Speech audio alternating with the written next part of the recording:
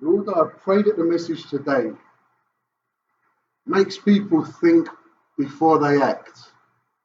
I pray that the message today teaches people the greater good that's in the Bible.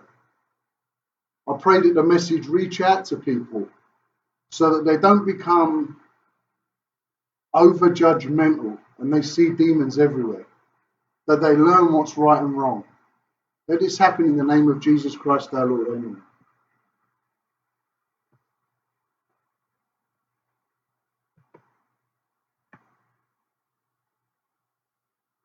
Okay, so the sermon today, the greater good in the Bible.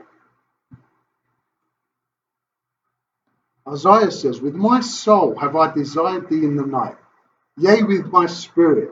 Within me will I seek thee early. I'll seek God early, not before it's too late. For when thy judgments are in the earth, the inhabitants of the world will learn righteousness. When your judgments come. So this is before Jesus. Now, okay. Now it came to pass on the second Sabbath after the first, that he went through the cornfields, and his disciples plucked the ears of corn and did eat it, rubbing it in their hands. Okay, so Jesus is hungry. They're going through the field, and he's just picking the corn and eating it. Apparently this is totally evil and wrong, and we can't do it. And certain of the Pharisees, because they wanted any excuse, why do ye that which is not lawful to do on Sabbath days? Okay, Jesus says, have you not read so much as what David did? Now we're going to go in through what David did when he himself was hungry and they which were with him, how he went to the house of God and did take and eat the showbread, and gave also to them that were with him, which it is not lawful to do to eat, but for the priests alone.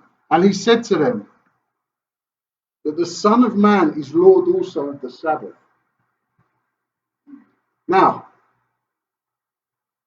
if Jesus is going into the house of God, it's about Jesus, right? Jesus is God. So if the offering was to God, they should have understood what he was saying to them, but they didn't. We'll go deep into that so you'll see it. Go to the next one, please. Just another quick example. Okay? Scribes and Pharisees watched him, whether he would heal on the Sabbath day, that they may find an accusation against him. Not that he actually did anything wrong, just so that they could find an accusation against him. But he knew their thoughts. Now,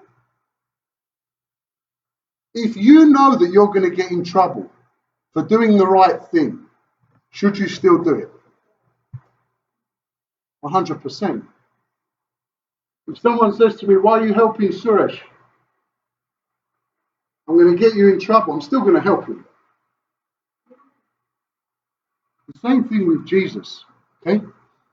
He said to the man, he didn't care what they thought. He said to the man which had the withered hand, rise up, stand forth in the midst.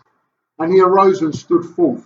And Jesus said to him, I will ask you one thing. Is it lawful on the Sabbath days to do good or to do evil, to save life or to destroy it? Brothers and sisters, the greater good. Yes, there's a law, but what is the greater good? What is Jesus saying here? Yes, there's a law, but can't you see that there's a greater good happening? The title of the sermon, the greater good. Go to the next one. I'll show you exactly what happened. Okay? In the Old Testament, there was a law, a Levitical law,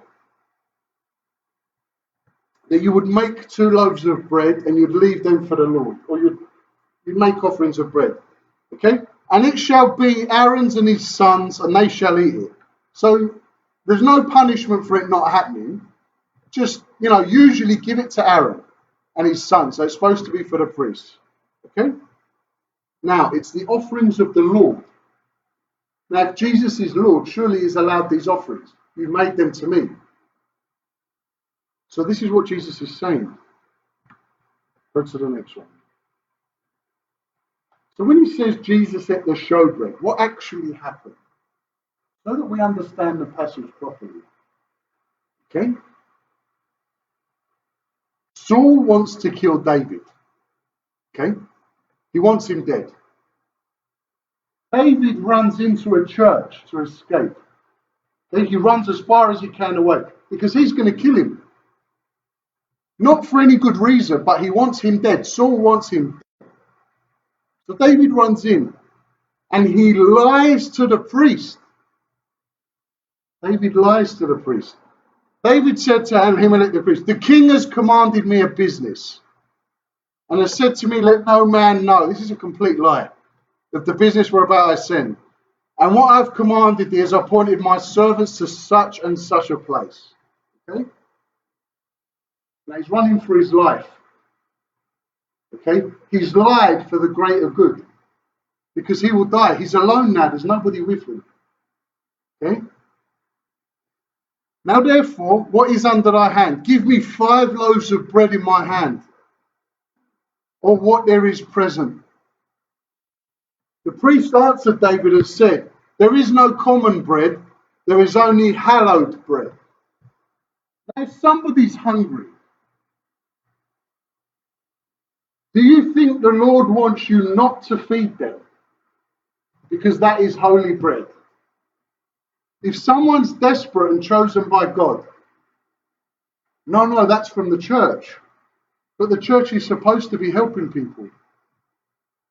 This is the problem here. Okay? So what does David say? Okay. The priest answered David and said, "There's no common bread, but there is hallowed bread." Okay? Go to the next one. David answers the priest and says to him, "Of a truth, women have been kept for us, so we're pure, the pure people. Since I came out, the vessels of the young men, their bodies are holy." He said, "They haven't done anything wrong. And the bread is in a manner common, ye though it was sanctified this day in the vessel." You've just made this bread. Okay? It was common bread.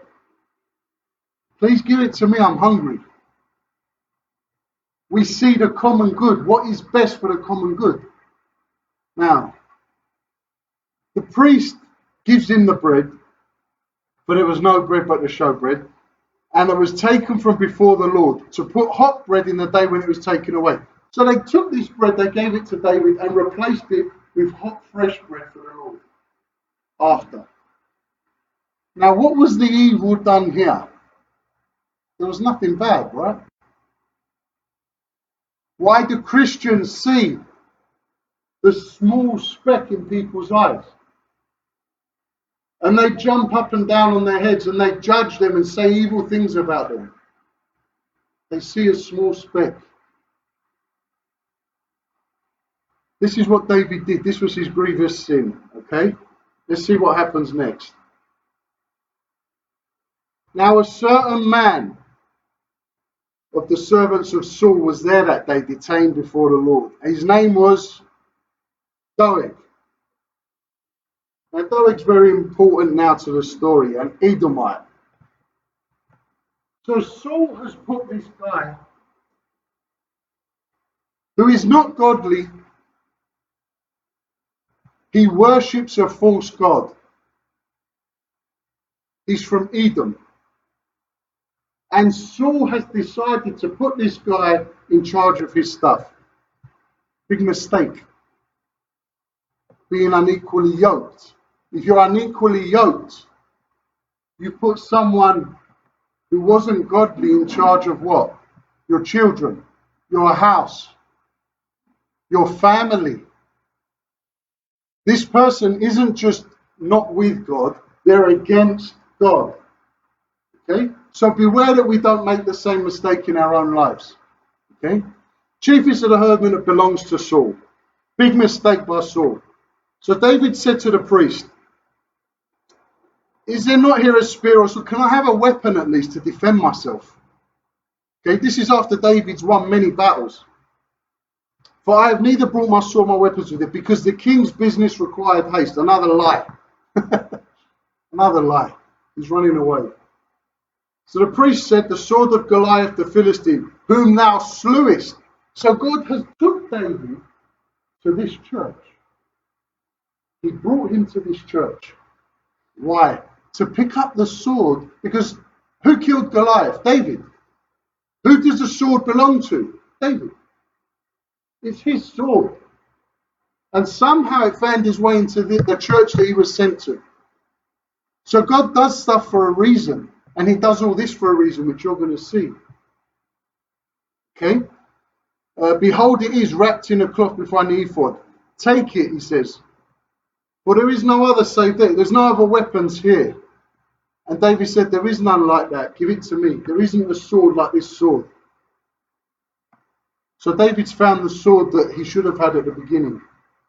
God leading him all the way to the right place.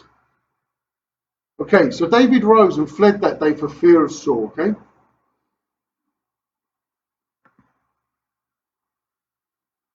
Have you ever felt uncomfortable in a situation where you know that this person is going to do you harm? You know.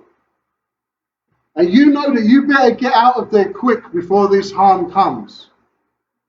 I've been in this situation. And you know when harm will come to you. Now, I saw this film where a woman went down a dark alley. He says, go down this dark alley. It's okay. It's down there. She escaped. But part of me was always thinking, why did you go down that dark alley? Here we have the same thing that happens. The servants of this guy, this king, start mocking David.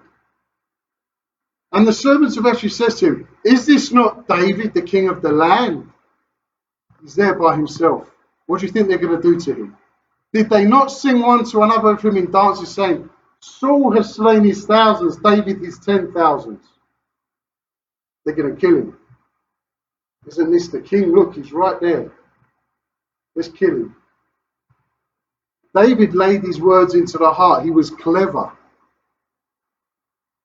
And he was so afraid. Okay, so he gets going. Okay, so what does he do to get out of this?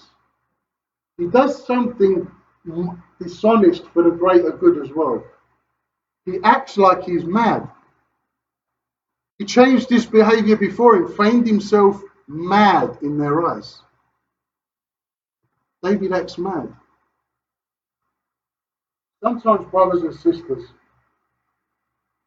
you see, they did the same thing to my grandfather, the person who gave us this church.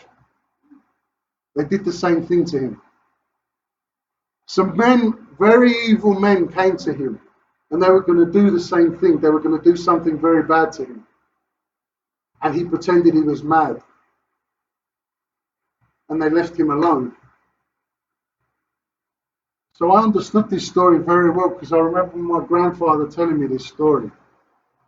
And the king gets scared and he goes, have I need of madmen that you brought this fellow to play the madman in my presence? Shall this fellow come into my house? He wants, this guy's mad, get rid of him. They would have killed him if it had gone the other way. Okay. David therefore departed thence and escaped to the cave of Adullam. When he's now it begins. Now David's army begins. Because if God chose David to be a king, that person's going to be a king. There is no way around it. There's no way out of it. God says you're going to be king and he will be king. But he's teaching him certain lessons. And this is one of those lessons. Now, his brethren and all his father's house heard it, and they went down to him. So David has escaped. Now people are coming to him. First his family, then other people as well. Then everyone that was in distress, everyone that was in debt, everyone that was discontented, gathered themselves to him. And he became a captain over them. His own army. Saul didn't make him a king, which he was supposed to do. So God is going to do it. See, you might look at people that are in debt and look down on them. I don't think anyone here would, but sometimes people look down on them. They're in debt. Look at these people, they're poor. Look at these people. But God doesn't see it that way. These people were all led to David. This became his own army. Okay? Discontented, they gathered themselves to him. Suddenly he has 400 people. We start to see the beginning of how it happened. These 400 people, they did amazing things. They took out an army that Saul couldn't. They did amazing, amazing things. Why? God was with them.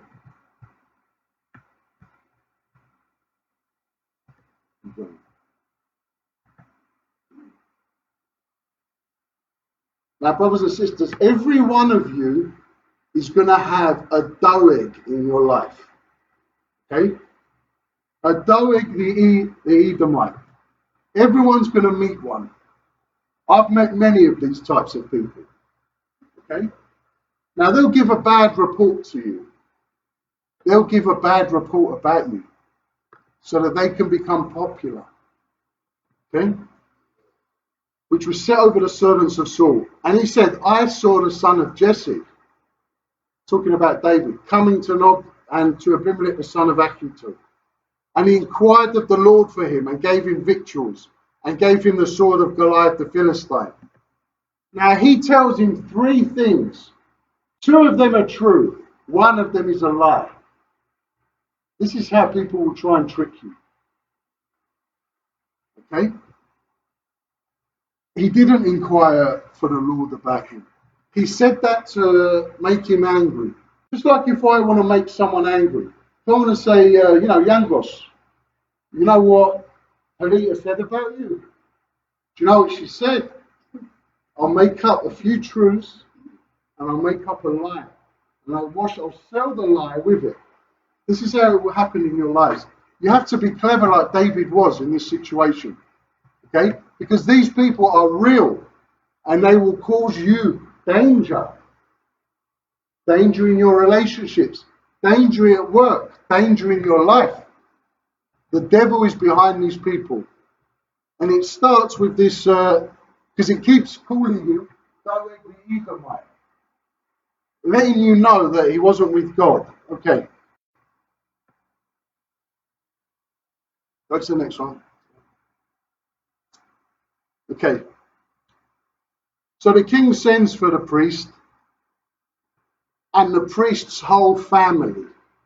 What do you think's about to happen?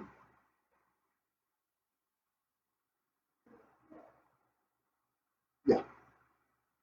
That's exactly what's about to happen. If someone sends for your whole family, what's your family got to do with it?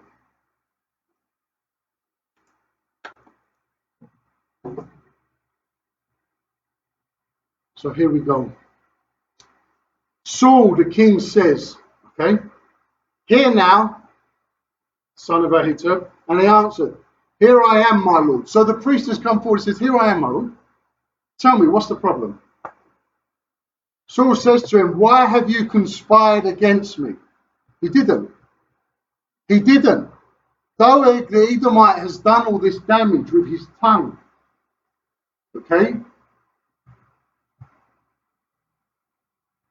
Thou and the son of Jesse, you and David, in that you gave him bread and a sword. Yes, he did give him bread and a sword. His own sword. What was wrong with that? That was his sword. And the bread was the Lord's. It's not yours. So what have I done wrong? Okay? And has inquired for God for him. That was the lie. That he should rise against me to lie in wait as this day. He wasn't lying in wait. Saul has gone mad. And he's imagining all these things. And people putting things into their head. This has happened to me in my jobs where I've worked. This is happening where you work or will work. You will meet people like this. They will cause trouble behind your back. Okay, here we go. So the priest answers the king and he says, truthfully again, who is faithful among all your servants as David? This David is the most loyal person that you have, he says to him. Who's faithful? I'm sure this was a dig at that evil guy, Doeg. It doesn't say that, so we'll stick with the Bible, okay? He's your son-in-law. He tells the king, he reminds the king, he's your son-in-law and goes at your bidding and is honorable in thy house. He's a great guy.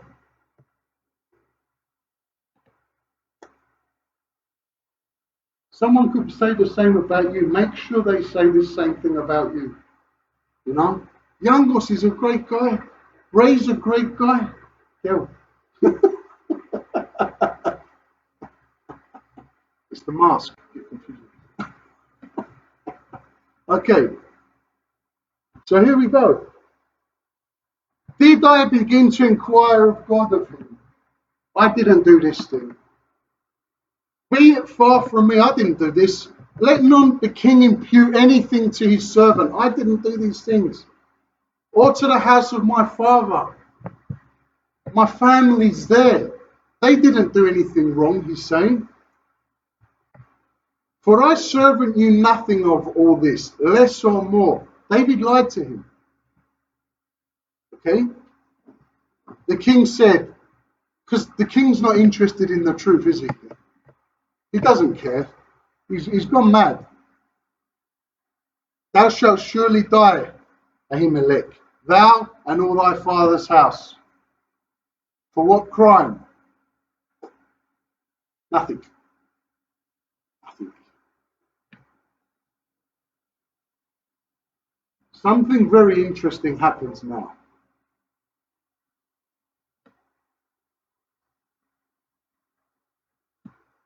Brothers and sisters, in America, there was these very, very bad people that kidnapped a girl, and they did awful things to her. And she saw Jesus before she died, and she said, I can see Jesus, just like happened with Stephen. And she died. She was just right in front of them. Now, one of the people that did this told the story of what he saw. Told the story of what he saw. And they turned around and became Christian. When they see the evil of Saul, his own men do not want to follow him. If you're such a good person and these people saying evil about you, other people won't believe them. So make sure you have this kind of thing. Okay. The king says to the footmen that stood about him, turn and slay the priests of the Lord. Can you imagine that? Someone saying to you, go grab a sword and kill Mario. You know? But is that a thumbs up at the back? Okay. Turn and slay the priests of the Lord.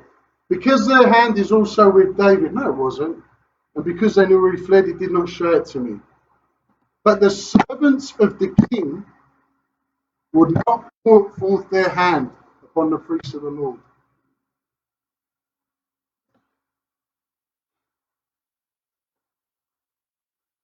People will be exposed when the evil comes out of them. And people will see them for what they really are. His own men refused to do it, the Benjamites. But then he turns to the most evil person in the room, Doeg, again. This same evil guy. Now, if you disobey your boss, you get fired, right?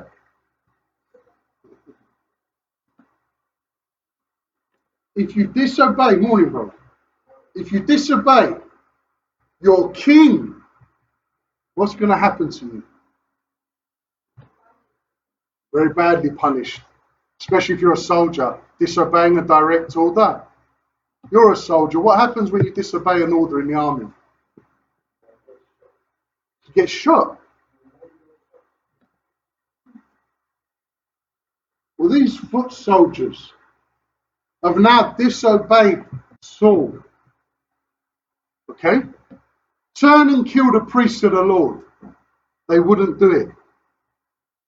These soldiers have disobeyed a king. What do they think of this king now? What would